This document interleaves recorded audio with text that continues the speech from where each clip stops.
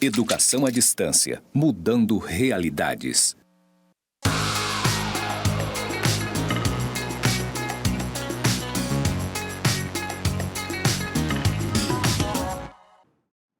Saudações, pessoas! Sejam bem-vindos aos cursos do Instituto Federal de Educação, Ciência e Tecnologia de Rondônia, o IFRO, Campus Porto Velho, Zona Norte. Você está no curso de Licenciatura em Pedagogia EAD e eu sou a professora Anabela Barbosa.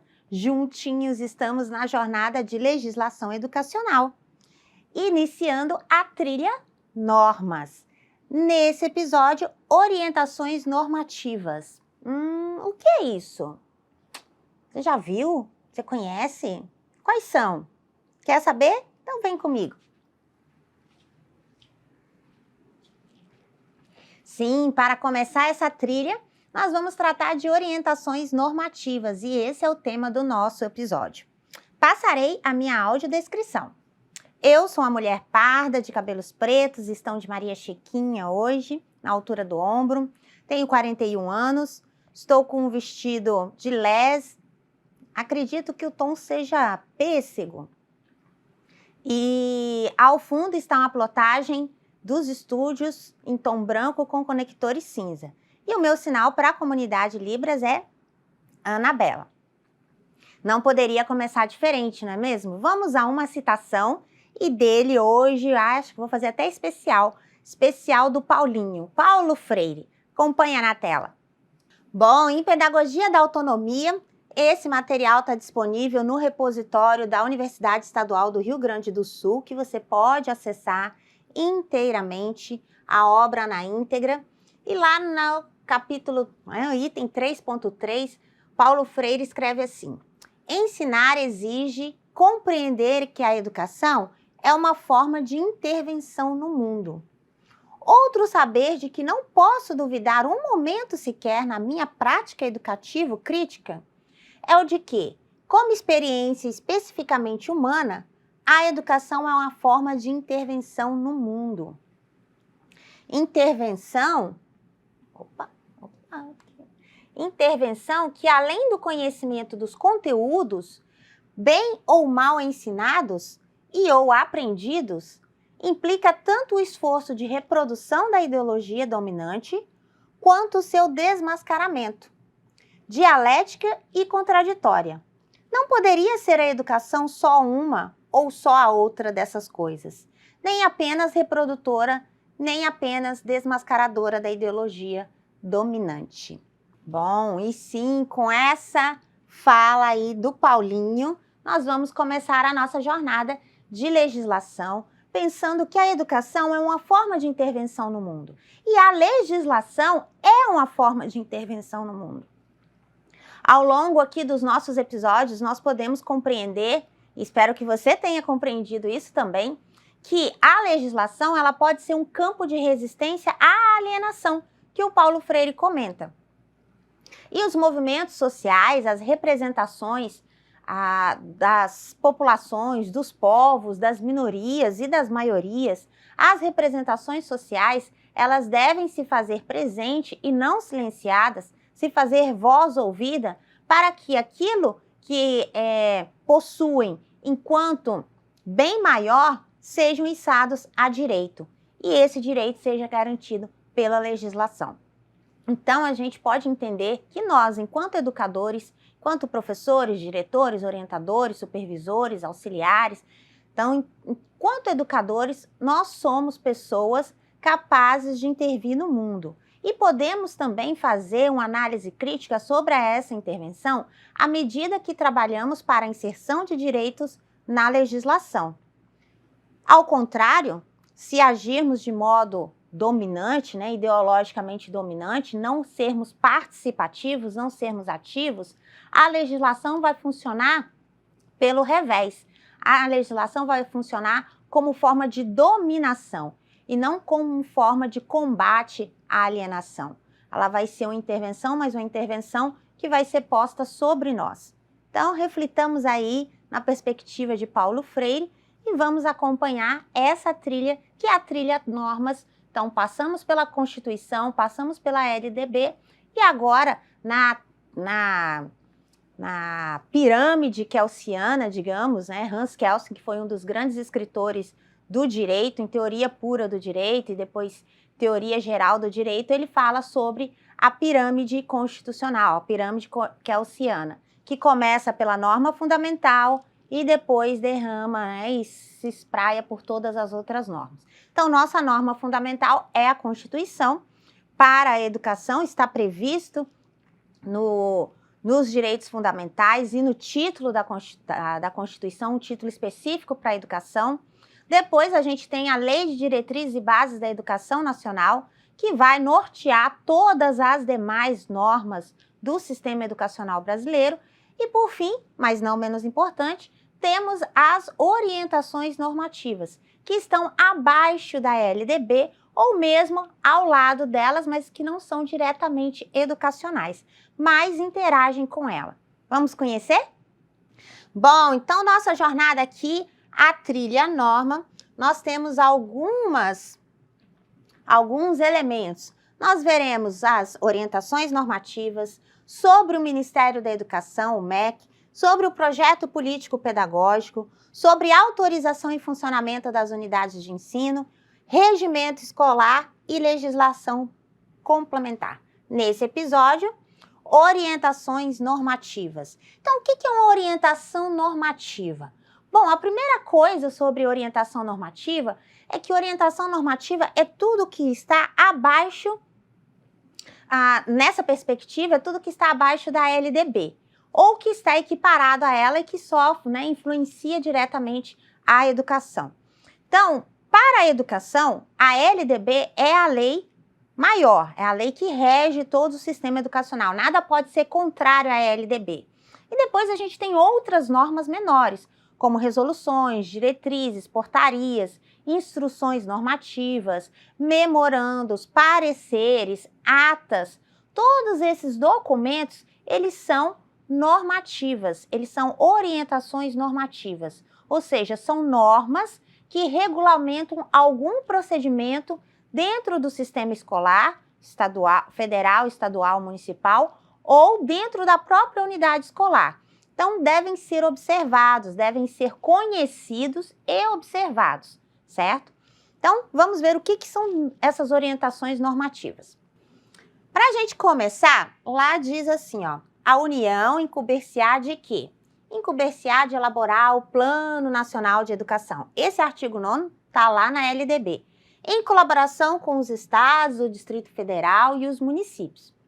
E para isso ela vai fazer o quê? Ela vai organizar, manter e desenvolver os órgãos e instituições oficiais do sistema federal, mas, além disso, ela vai estabelecer em colaboração com os estados, o Distrito Federal e os municípios, competências e diretrizes para a educação infantil, para o ensino fundamental, para o ensino médio, que nortearão os currículos e seus conteúdos mínimos. Então, o inciso 4, ele está dizendo o quê? O inciso 4 está dizendo que a União, os estados e os municípios, eles elaborarão normas, diretrizes, orientadoras de como proceder com determinado assunto, porque a LDB, ela não encerra todos os conteúdos educacionais.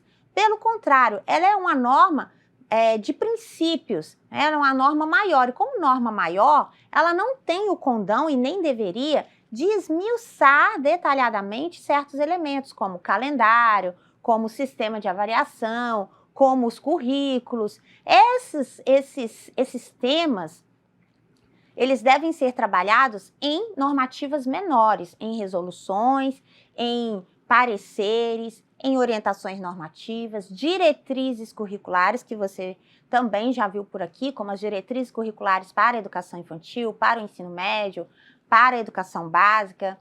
E nos 3 níveis, nós teremos essa normatização, tanto em nível federal, quanto estadual, quanto municipal. Inclusive, algumas formas, algumas instituições privadas, por exemplo, elas organizam documentação para a própria rede. A rede privada, ela deve obedecer às normas federais, estaduais municipais, se elas forem municipais. Mas elas também podem organizar documentos que normatizam a sua operacionalização, tanto administrativa, quanto pedagógica, quanto financeira. E é isso que são orientações normativas.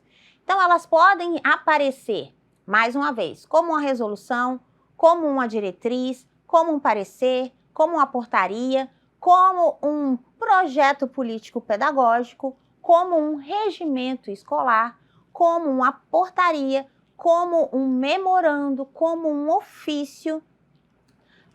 Ofício menos, né, porque ofício é entre instituições, mas como memorando na maioria das vezes. E como atas de colegiado, como atas de conselho de classe, tudo isso são orientações normativas. Então, a deliberação, por exemplo, tomada em uma reunião de pais e professores, né, um conselho escolar, registrado em ata, isso se torna uma orientação normativa, uma orientação de como a escola deve proceder, ok? E tem mais. Aqui a gente traz uma breve citação. Ao pensarmos em educação e o modo como nosso país organiza a escola básica, observaremos que esse planejamento perpassa por diferentes elementos, os quais devem estar integrados e contextualizados com aspectos sociais, políticos e econômicos. Esse planejamento de como dispor todos esses elementos é essencial para que um ambiente seja construído, de modo que os saberes e as práticas estejam integrados à comunidade educativa para a superação progressiva dos desafios específicos de cada realidade observada na escola.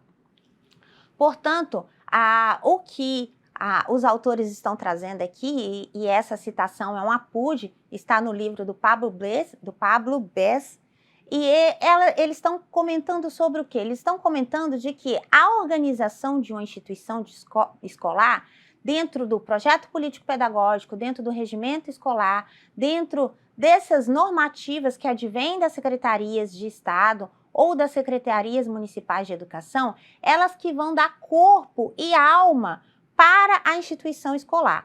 Portanto, elas devem representar, tanto quanto mais possível, a comunidade da qual ela faz parte. O projeto político-pedagógico mesmo é um documento essencial para a constituição de uma unidade escolar. Não deveria existir uma unidade de ensino sem um projeto político-pedagógico. A gente também vai ver aqui nos nossos episódios. E você já deve ter visto aí em outras trilhas, como gestão escolar. Bom, além desses documentos, nós temos uma certa hierarquia, né, desses documentos, porque nós temos os documentos que vêm bem do alto, vêm de cima para baixo, e tem aqueles que vêm de baixo para cima. Documentos que vêm de cima para baixo são, por exemplo, as diretrizes, as resoluções do Ministério da Educação, das Secretarias de Educação, do Conselho Estadual ou do Conselho Municipal de Educação. Normas que vêm de baixo para cima, o projeto político-pedagógico, o regimento, as atas dos colegiados. Mas por que elas vêm de baixo? Porque são decisões e são projeções da comunidade local, daquela representação, e por isso elas são de baixo para cima. Mas elas devem, do mesmo modo, observar as leis que vêm de cima para baixo. E o que mais? Bom, lá na LDB, no artigo 10, a LDB dispõe que os estados incumbir-se-ão de quê? De organizar, manter e desenvolver os órgãos e instituições oficiais dos seus sistemas de ensino. E, além do inciso 2, ela vai trabalhar aqui com inciso 4, autorizar, reconhecer, credenciar, supervisionar e avaliar, respectivamente, os cursos das instituições de educação superior e os estabelecimentos do seu sistema de ensino. Inciso 5, baixar normas complementares para o seu sistema de ensino. Pois bem, conforme a LDB, então a LDB ela vai direcionar as ações, e uma dessas ações que ela direciona, que ela delega aos estados, é justamente baixar normas complementares de como realizar o sistema, como organizar, como prever o funcionamento do seu sistema de ensino. E é por isso que nós estamos vendo nessa trilha normas. E nesse episódio, o que é uma orientação normativa.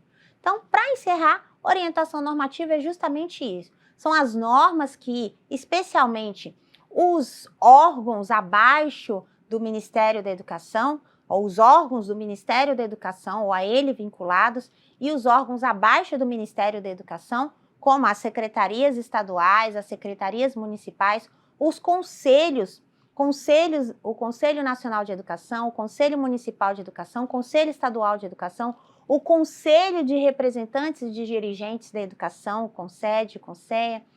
Então, existem vários conselhos que também baixam normas, que também emitem pareceres, orientações e diretrizes, e que se adequam a cada realidade. E é por isso que é importante você saber que essas normativas existem e que elas devem ser observadas, especialmente na construção, atualização e revisão dos documentos internos da escola, como o projeto político-pedagógico e o regimento escolar. Você sabe o que eles são? Se você não sabe, assista os nossos próximos episódios, certo? Espero que a gente se encontre. Até a próxima. Bonanças!